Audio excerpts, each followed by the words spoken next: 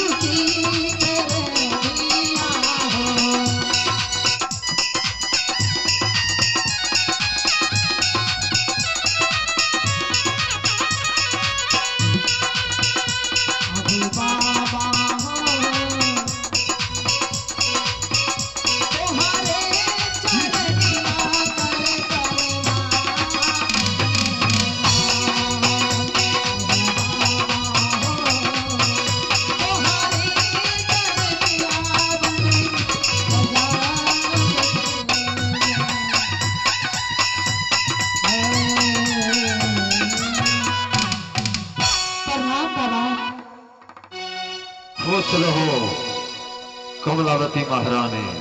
देखो बाबा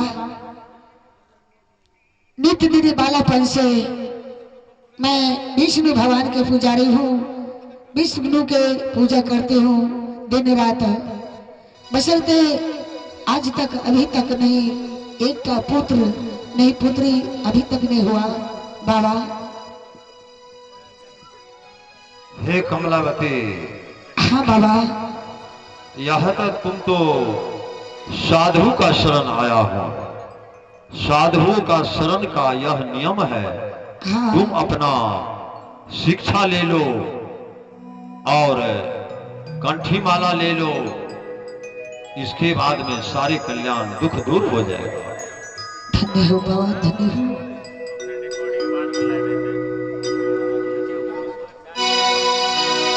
हे परमात्मा,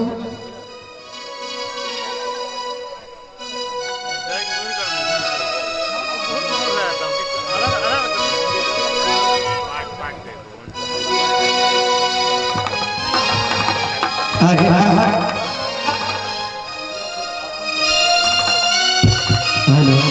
आगे आहू मोरा गृही साहेब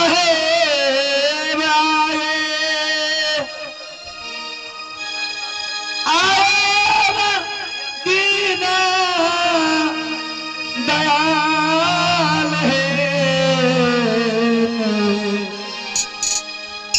आजू मोरा गृही सतगुरु आयो मदीना आजू मोरा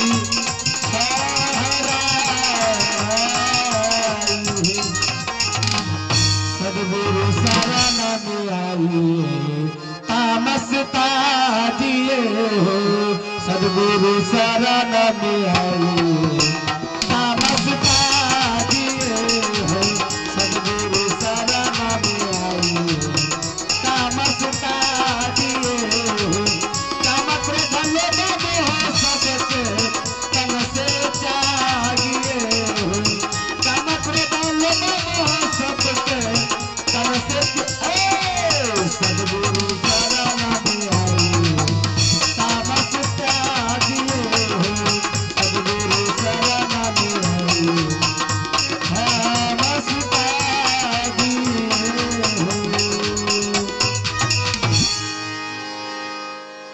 बहुत बहुत धन्यवाद हमारे पप्पू कुमार यादव की तरफ से पूरे 21 रुपया का पुरस्कार मिला है।